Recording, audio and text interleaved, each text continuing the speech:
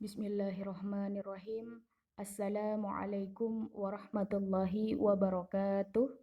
Alhamdulillahirabbil alamin. Allahumma shalli ala sayyidina Muhammad wa ala ali sayyidina Muhammad.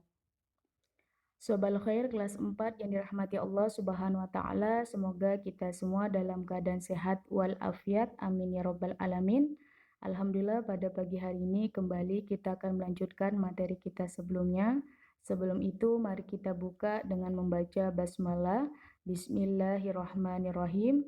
Silahkan kalian buka buku akidah akhlak kalian halaman 130. Menjauhi sifat munafik halaman 130. Yang pertama adalah larangan bersifat munafik, karena di dalam Islam munafik ini tentu dan sangat dilarang. Allah berfirman di dalam surat Al-Ahzab ayat 70, A'udzu billahi minasyaitonir rajim. Bismillahirrahmanirrahim. Ya ayyuhalladzina amanu taqullaha wa qulu qawlan sadida.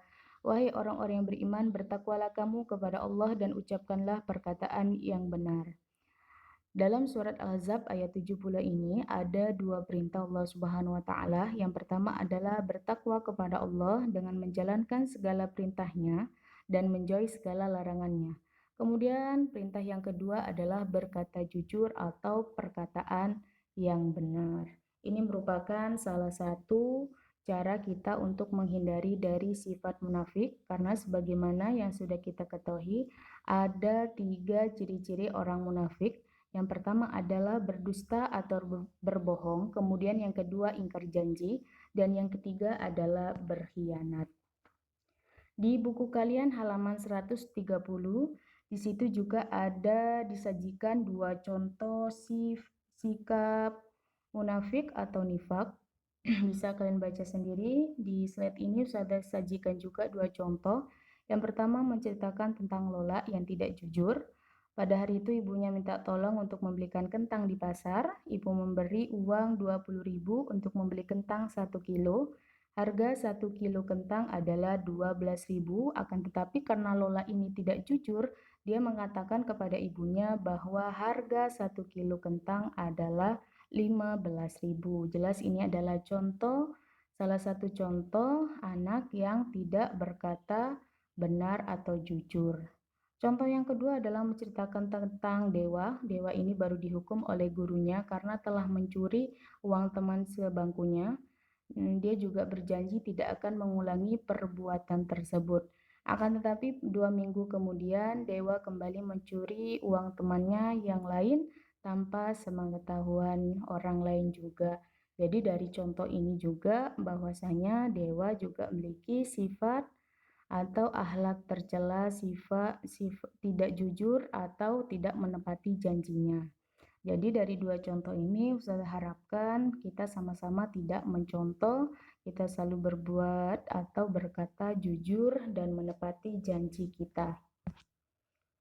Kemudian dua, akibat buruk sifat nifak ini sangat berdampak dan sangat merugikan diri kita sendiri dan orang lain.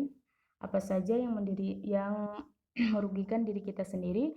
Yang pertama adalah tercela dalam pandangan Allah Subhanahu wa taala dan sesama manusia, karena Allah tidak menyukai orang-orang yang bersikap nifak atau munafik, dan juga sesama manusia tidak juga menyukai hal-hal tersebut. Kemudian dua, hilangnya kepercayaan dari orang lain atas dirinya. Kemudian yang ketiga, tidak disenangi dalam pergaulan sehari-hari. Yang keempat, menyempitkan jalan untuk memperoleh rezeki karena orang lain tidak mempercayainya lagi. Kemudian mendapat siksa yang pedih di akhirat kelak, sebagaimana di materi sebelumnya, atau kalian bisa searching di internet dan sebagainya, bahwasanya orang-orang munafik ini sangat dibenci Allah dan akan mendapatkan azab yang pedih di akhirat kelak.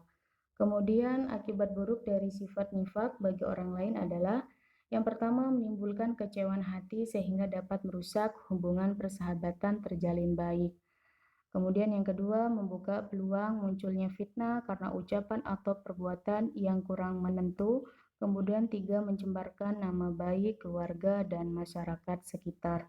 Oleh karena itu, mari kita sama-sama menghindari sifat nifak atau munafik ini sehingga kita dicintai Allah Subhanahu wa taala dan disukai oleh sesama teman, kerabat, dan orang tua kita dan masyarakat sekitar. Cukup sampai di sini materi kita hari ini. Jangan lupa absen. Ustazah ucapkan terima kasih. Dan apabila masih belum paham dengan apa yang Ustazah jelaskan ini, bisa kalian cari di internet, di YouTube, dan media-media lainnya, sehingga kalian menambah wawasan pengetahuan kalian yang berkaitan dengan sifat nifak atau munafik. Akhirul kalam, assalamualaikum warahmatullahi wabarakatuh.